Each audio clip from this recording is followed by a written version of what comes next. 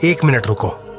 आप हमारी वीडियो तो देखते हैं, लेकिन हमारे चैनल को सब्सक्राइब नहीं करते। अभी जाओ और जल्दी से उस लाल रंग के बटन को दबाओ और घंटी के निशान पर भी उंगली फेर दो। रात की कालिमा में ठंडी हवा के झोंके और सन्नाटा। रेलवे स्टेशन की घड़ी रात के 2 बजा रही थी। यह एक पुराना और वीरान स्टेशन था, जहां दिन के समय भी लोग कम ही आते थे, मगर रात को यहां कोई आने की हिम्मत नहीं करता था। करण एक युवा यात्री था जो रात की आखिरी ट्रेन पकड़ने के लिए इस स्टेशन पर आया था। वह एक जरूरी काम से दूसरे शहर जा रहा था, मगर जैसे ही वह प्लेटफॉर्म पर पहुंचा, एक अजीब सी घबराहट ने उसे घेर लिया। स्टेशन पर पूरी तरह सन्नाटा था। सिर्फ दूर कहीं उल्लू की आवाज सुनाई दे रही थी। अचानक प्लेटफॉर्म के अंत में रोशनी की झलक दिखाई दी। दूर से एक आम दिखने वाली यात्री ट्रेन आ रही थी, मगर जैसे जैसे वह पास आई, करण को अजीब सा एहसास होने लगा।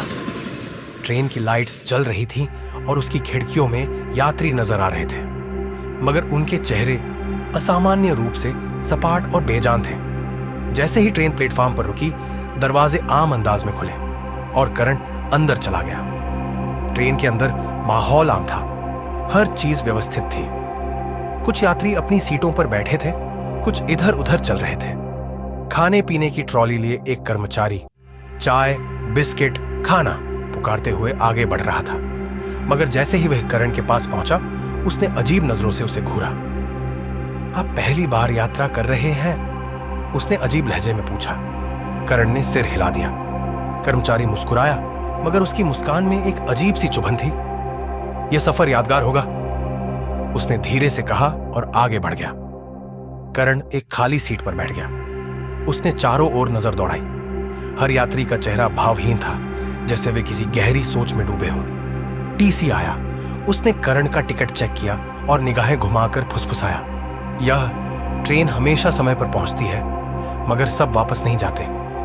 करण चौंक गया, मगर इससे पहले कि वह कुछ पूछता, टीसी आगे बढ़ चुका था। उसी समय खाने वाला कर्मचारी वापस आया और करण के सामने एक प्लेट रख दी। यह तुम्हारे लिए खास है, उसने फुसफुसाकर कहा। करण ने प्लेट की तरफ देखा।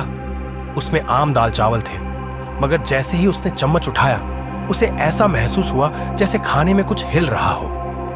हैरान होकर उसने खाने को ध्यान से देखा और उसके रोंगटे खड़े हो गए। चावल के बीच में छोटी छोटी उंगलियां दिख रही थीं, जैसे किसी बच्चे के कटे हुए हाथ हों। डर कर उसने प्लेट नीचे गिरा दी। उसका सांस तेज हो चुका था, मगर फिर उसने खुद को संभाला। शायद यह उसका भ्रम था। उसने कांपते हाथों से प्लेट फिर से उठाई। अचानक सामने बैठे एक यात्री ने धीमे से मुस्कुराकर कहा, तुम्हें खाने में कुछ अजीब दिख रहा है ना? करण चौंक गया। वह व्यक्ति, जिसका नाम रॉय था, गहरी नजरों से उसे देख रहा था।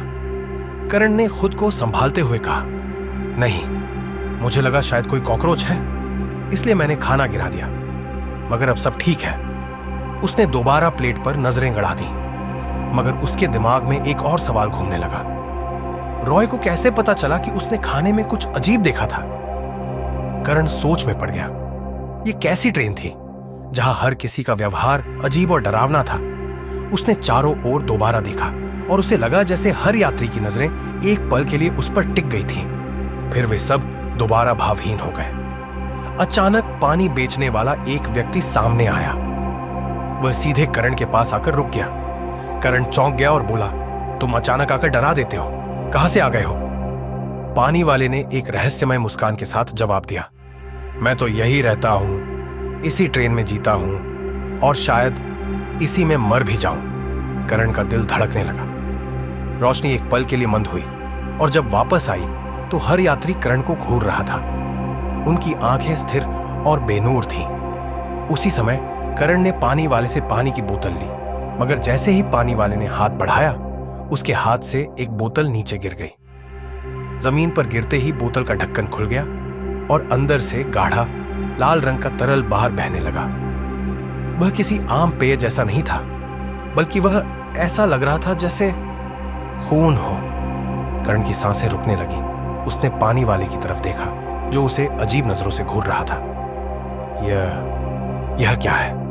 करण ने कांपती आवाज में पूछा। पानी वाला मुस्कुराया। यही तो जिंदगी का पानी है, यहां सब इसे पीते हैं। करण ने खुद को संभालते हुए पानी वाले से कहा, यह कैसी ट्रेन है? यहां हर किसी का व्यवहार अजीब है। पानी वाला एक पल के लिए चुप रहा, फिर हल्की मुस्कान के साथ बोला, क्या अजीब है? आपने ऐसा क्या देख लिया? उसकी आंखों में एक रहस्यमयी चमक थी। करण ने कोई जवाब नहीं दिया और चुपचाप बोतल खोलकर पानी पीने लगा। लेकिन जैसे ही पानी उसके होंठों से लगा, एक अजीब सा स्वाद महसूस हुआ। वह चौंक गया, मगर जैसे ही उसने नजर झुकाई, पानी का रंग बदल चुका था। वह लाल हो चुका था, गाढ़ा और चिपचिपा, जैसे खून हो। सामने बैठा रॉय फटी फटी आंखों से करण को देख रहा था। तुम्हें पता भी है कि तुम क्या पी रहे हो? उसकी आवाज फुसफुसा रही थी। करण का दिल जोर जोर से धड़कने लगा। उसने तुरंत बोतल जमीन पर गिरा दी और अपने मुंह पर हाथ रखकर तेजी से उठ गया। उसे वॉशरूम जाना था, हाथ धोना था, शायद खुद को यकीन दिलाना था कि यह सब उसका भ्रम था। वह तेजी से बढ़ा, लेकिन जैसे ही वॉशरूम के पास पहुंचा, दरवाजा बंद मिला। उसने जोर लगाया, मगर दरवाजा नहीं खुला। तभी अचानक बिना किसी वजह के दरवाजा खुद ब खुद खुल गया। अंदर का माहौल अजीब था। दीवारों पर पानी की बूंदें नहीं, बल्कि लाल धब्बे थे। शीशे पर किसी ने उंगलियों से कुछ लिखा था। तभी उसने दरवाजे के पार देखा, एक महिला रो रही थी। मुझे बचाओ, मैं मरना नहीं चाहती। वह ट्रेन के दरवाजे के पास खड़ी चीख रही थी। दूसरी तरफ रॉय खड़ा था। उसकी आंखों में वही दहशत थी। मुझे बचाओ, मैं मरना नहीं चाहता।